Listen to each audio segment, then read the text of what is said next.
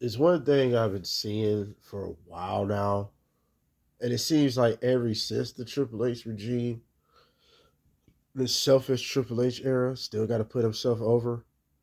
Oh, that's why he's the greatest heel, in my opinion, as a wrestler. He's the greatest heel. He's still putting himself over. The Click still putting themselves over. But anyway, uh, what is with this ideal that is 50-50 booking with everything? And I ain't talking about in particularly the in-ring aspect of wrestling. I'm talking about the outside opportunities to reach stardom. The interviews in particular, right? Why is Chad Gable, Karen Cross, Bronson Reed? Can anybody tell me why are these guys getting interviews? And you would probably say, okay, what's wrong with that? Why they get an interview? Oh, it's very simple. These guys are not even stars yet. Like they're on WWE. So that makes you a star because you're on WWE. That's what we're saying. Because like, okay, then the worst part comes around. Bronson Reed got an interview. All three of these guys got an interview on Chris Van Veet's. I don't know if I'm saying his name right, but you know what I'm talking about. That's a big podcast. You know what I'm saying? It's just like why? I know he's like he got a lot of wrestlers. He interviewed all that, but like he interviewed outside things too. Stars, right? Bronson Reed, Chad Gable, and Karrion Cross, unfortunately, how their booking is going, especially Chad Gable in this situation and Karrion Cross, they are not stars. They're just on the roster. How are they any better than Montez Ford, honestly? I'm really trying to figure this out. Where's Montez Ford interview at then? Where's Angela Dawkins interview at then? You interview these guys when they caught a little buzz, I guess. Karrion Cross, I don't know what buzz he caught since he came back. Like definitely in 2024. And I think he have an interview either earlier this year or last year, beginning of at the end of last year, one of them. But I'm like, what buzz did he get? Well, he just keep his team loses every time you see them. He's losing all the time. So it's like, what buzz did he get? Chad Gable. This is the most push he's ever been. Why does he deserve an interview? This hasn't been going on for 2 years straight, 3 years straight. What happened to earning those perks instead of just giving to you because, oh, everybody just deserves a chance? Stop that shit, bro. Because then it makes it look like, okay, you don't have to fight that hard for it now. Oh, I'm just a part of the roster, so I'm going to get an interview like I'm some superstar. When I'm clearly not. Like, these people haven't done anything of star qualities. Bronson Reed is in the midst. He's in the mix right now of getting a push. But guess what? You know why that interview is going to fall flat? If it does, it's going to fall flat if this happens. If Bronson Reed loses to Seth Rollins, what would that interview would have been for? Because he got his name buzzing in the wrestling community for a week or two with the Braun Strowman shit.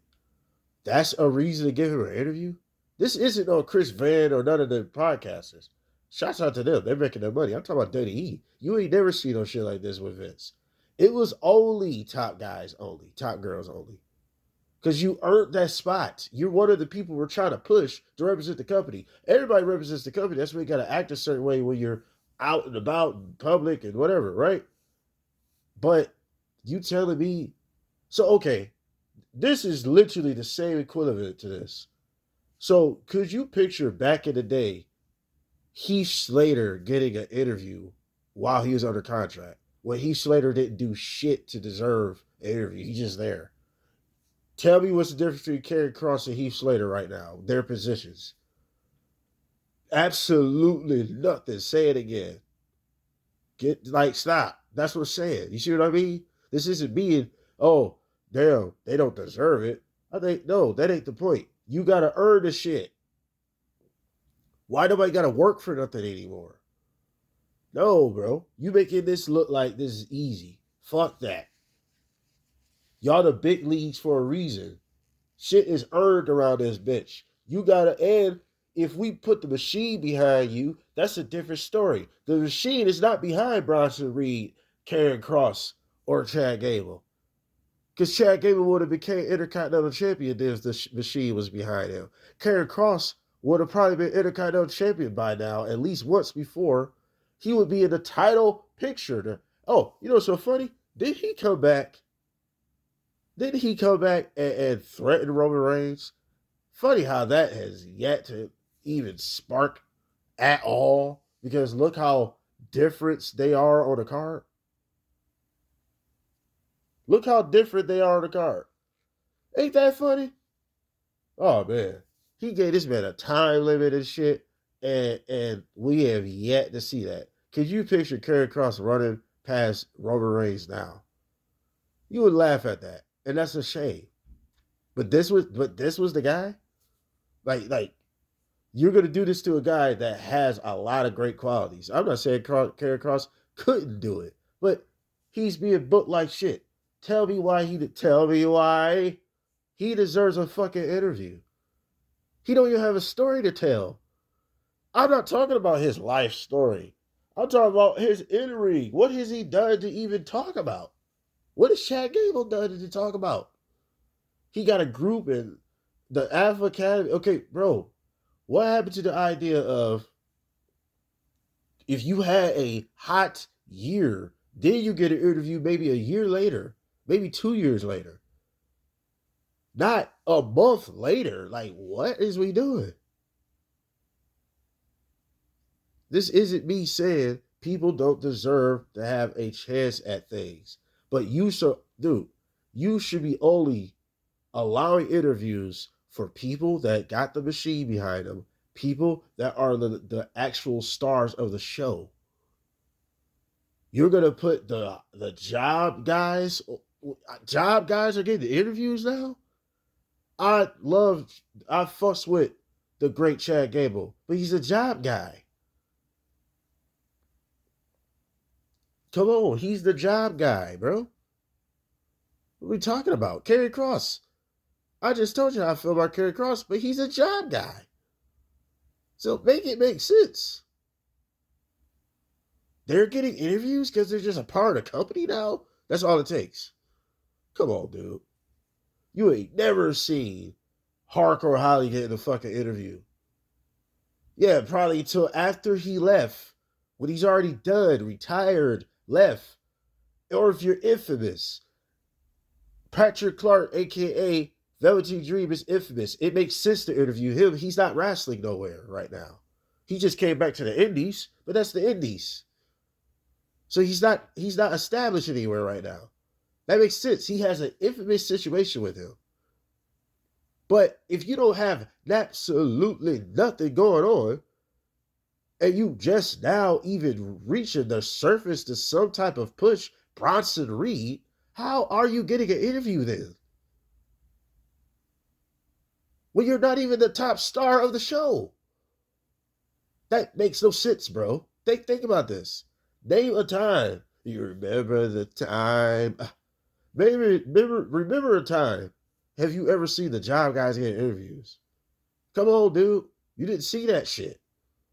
Now it's just, everybody get a chance. I love you. You love me. That's exactly what it's turned into. Barney shit, bro.